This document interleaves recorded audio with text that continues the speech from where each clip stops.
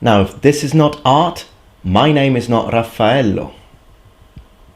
Hello everyone, so welcome back to my channel. This is the Metatron speaking, and today I have a very beautiful new piece of kit that I have recently received, and this is a Barbute, obviously, or how we call it in Italy, Barbute. It actually means in Italian bearded, which, I mean, we don't really know why they called it like that, but I suppose it's because, I mean, part of the face is exposed, as you will see soon, because I'm going to wear this.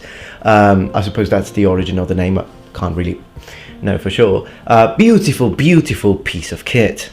Now, this very specimen was made by the Pustelak Brothers, and I have probably butchered their name because, I mean, I can't know all languages, can I? And let me just say that I'm absolutely in love with this. It is a masterpiece, absolute exquisite craftsmanship. It was made according to my specification, and it's a very accurate, as you will see in a moment, it's a very accurate replica of the helmet that you can find and go and see at the Metropolitan Museum of Art in New York. Here are some pictures of the original on the left and my replica on the right. This is an original piece circa 1470-1480, so we're talking about the late 15th century, made of steel in Brescia, northern Italy, by the Italian armorer Pietro da Castello, and we know that because he has left a mark that you can see over here. Little castle, adorable.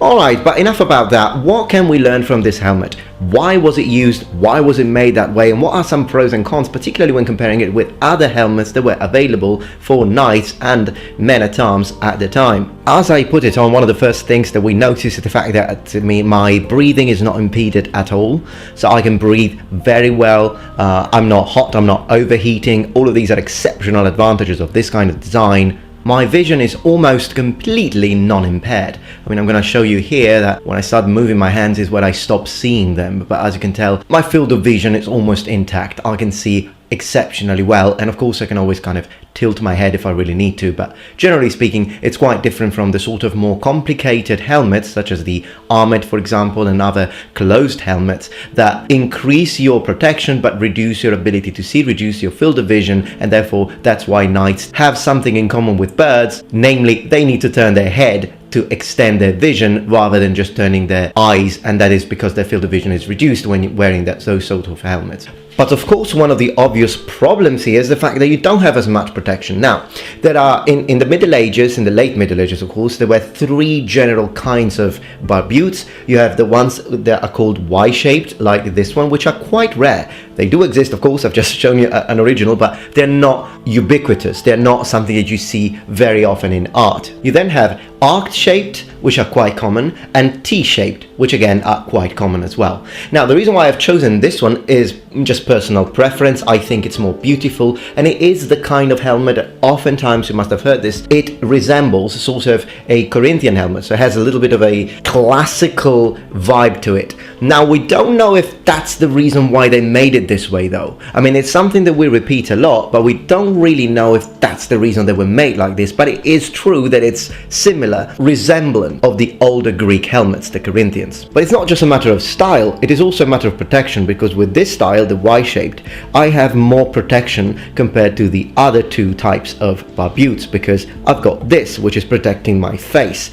If I didn't have this part, which of course is here to impede blades to proceed, basically, the center of my face will be exposed. Now, of course, with a T-shaped one, you're still quite reasonably protected. With a arched one, you do have less protection out of all the three. But generally speaking, when you are choosing a helmet like this, when you're going to your armor in the Middle Ages and you say, I want a helmet, I want this, then protection is not really your top priority. You want other things. Now, the real question is, and this is where the point I'd like to draw with this video is, why would an Italian knight choose to buy something like this instead of buying, for example, an armet or a more protective helmet? Well, knights and professional men-at-arms didn't really have to choose. You could own both, and that was actually quite common, and that's the sort of impression that I'm going towards. And by the way, big thanks to my patrons, because I've bought this helmet with Patreon money, donations, so if you want to support my channel, you'll find a link in the description below.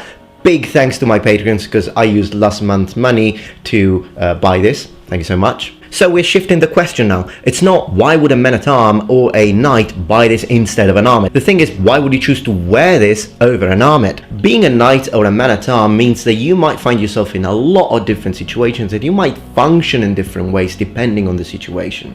What I mean by that is that the first thing it comes to mind is shock cavalry. Okay, so in that case you are sort of functioning as heavy cavalry. You do need an armet or whatever you can afford that is fully protective, because you're going for a full charge, possibly against infantry. Perhaps they've got, wall of shields. So yes, you need maximum protection. But a knight might need to fulfill the role of light cavalry. He might need to scout, he might need to pursue enemies, and in many other occasions like this, then a helmet like the Barbute would function perfectly. And also in situations where perhaps you are not really thinking that you're going to engage the enemy soon, but you still want some protection. So you don't want to wear your armet for like 4 hours in a row, because you don't feel you're that threatened at that moment, but you still don't want to be completely without a helmet. And in that situation, I think a helmet like a Barbute would be spectacular. It's a sort of concept called the exchange harness, so something that you can switch depending on what you're going to do. It is something that was done, we know it was done, and particularly in Italy. This sort of helmets were popular in Italy, that's it. But this shouldn't surprise us really. I mean, at the end of the day, each country kind of chooses. We know that in Germany, the most popular sort of helmet was the sallet, even though, again, it's an Italian invention, but it did become its own style of sallet in Germany with a longer tail. And we do know that, for example, in England, a lot of soldiers liked using kettle hats. Now, that doesn't mean that other people didn't use kettle hats. This one, for example, is the replica of an Italian 15th century kettle hat. And as you can see, it's sort of getting closer to what we imagine a sallet is, but it still is a kettle hat. It does not have holes here, and you don't really have a visor. That's a simpler sort of helmet, and it was used in Italy. In fact, let's compare these two helmets. So with armor, as we know, more protection usually means less mobility. Now in this case, of course, with a Barbute you gain more protection, but I have to say that even though the Barbute is a bit heavier, and even though technically the kettle hat gives me more access to fresh air and vision, they are almost indistinguishable. The difference is negligible. Like, I could easily wear this Barbute all day and I would not have a problem of overheating. Now, given I've got a lot of metal on my sides, so my ability to hear is not as good, so that's an advantage of the kettle hat, but it's not impeded that much for whatever reason that I don't know. If any of you knows physics, let me know, but it's not. But one thing that these two helmets have in common, I don't know if you notice, is the fact that they have a central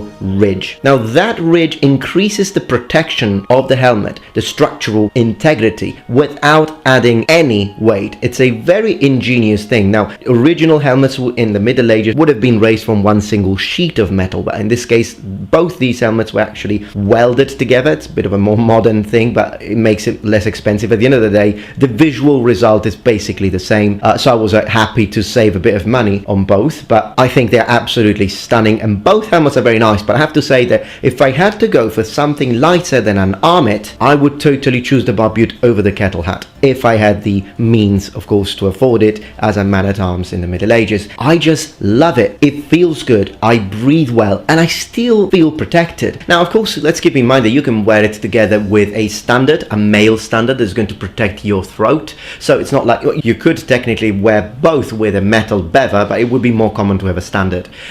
So your throat, you have to imagine that it is protected. So with all of that in mind, I do feel much more protected with the Barbute, and that would be my light choice. And of course my heavy choice would be an armet, and eventually will be an armet.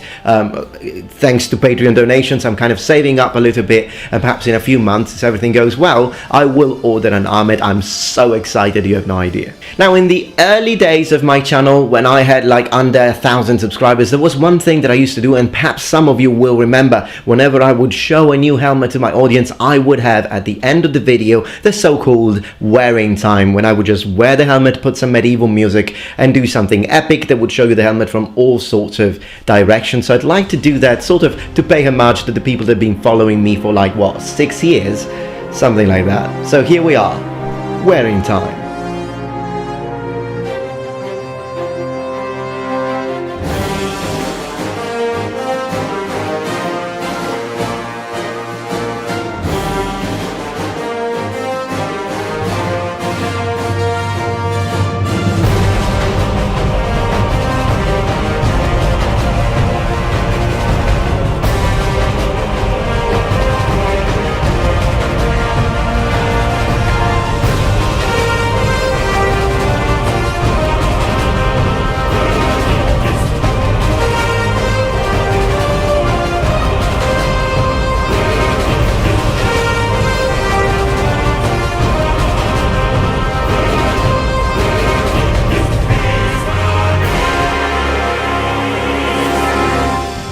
Alright, Noble Ones, well I hope that you enjoyed this video. If you did, please remember thumbs up, and if you're not yet members of this community, become a Noble One. Subscribe to my channel for more content from the Metatron, and I will see you next Tuesday for my next video. At the moment I'm trying to do Tuesdays and Saturdays. Let's see if I can keep it up, but I think I can, and I hope to see you there. Thank you very much for watching, and remember, the Metatron has spread his wings.